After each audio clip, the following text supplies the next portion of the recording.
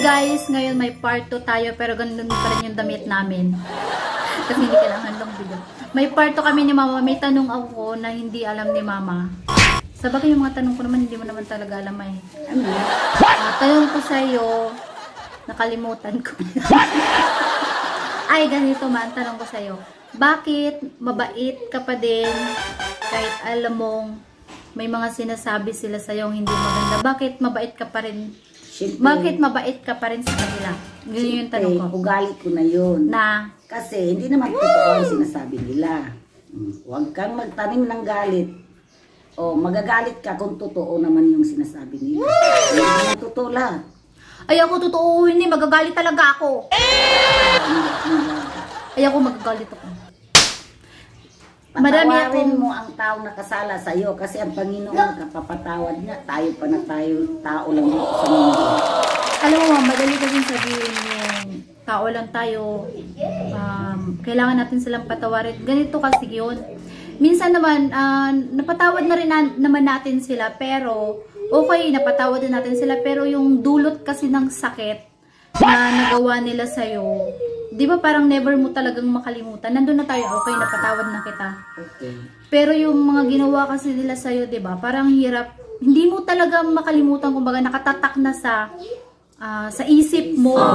Yun, parang, parang trust, parang ano siya ba, tiwala na pag nawala na yung tiwala, hindi na talaga mabubuo, di ba sabi nga nila.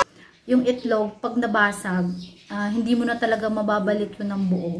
Parang ganun lang para sa akin totoo talaga yan. Kasi ako din, madami din naman akong mga naririnig na mga hindi rin maganda mga sinasabi. Nandun na tayo sa okay, patawarin kita. Pero, yung mga sinabi mo, nagdulot yun ng parang ng sakit, gano'n na parang, yung iba nga trauma, diba? Trauma, gano'n. Parang nagdudulot ng trauma yun sa tao. Para mawala ng tiwala din sa ibang tao, ganun.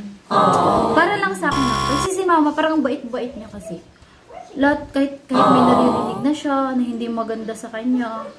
Tapos, hindi pa siya nagsasabi sa amin. Tapos, mababasa mo na lang.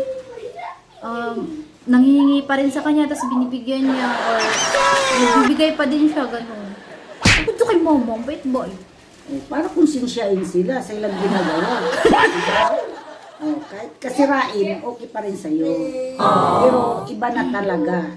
Noong kung close kita, nabawasan na natin ang ka-close natin. Nabawasan na. Nabawasan na. Hindi na tulad noon. Iba yung closeness. Iba yung closeness noon talaga. Iba talaga. Kaysa ngayon. May naririnig ka na. Siyempre, nabawasan na. Kung sino yung totoo sa'yo, yan talaga mahal ko. Kahit sino pa dyan, tawagin ko talaga. Doon ka mag-focus sa mga taong gusto ka kaysa sa mga taong hindi ka gusto kasi hindi naman lahat ng tao mapiplease natin na gustuhin tayo. Sige guys, bye! Yun lang ang part namin. May part 3 pa kami.